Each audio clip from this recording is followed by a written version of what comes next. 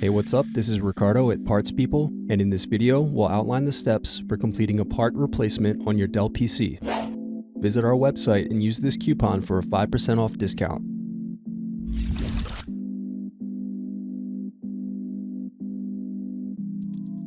Slide open locking mechanism and remove battery.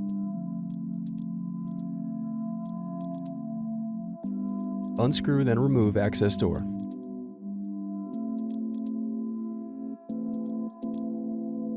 Now unscrew and remove DVD drive.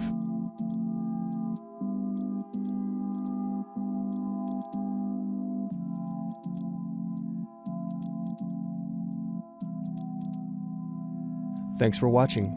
Don't forget to like and subscribe if you enjoyed this video. And if you need more, check out this playlist to watch other tutorials for your laptop. You can also click here to find parts for your laptop at partspeople.com.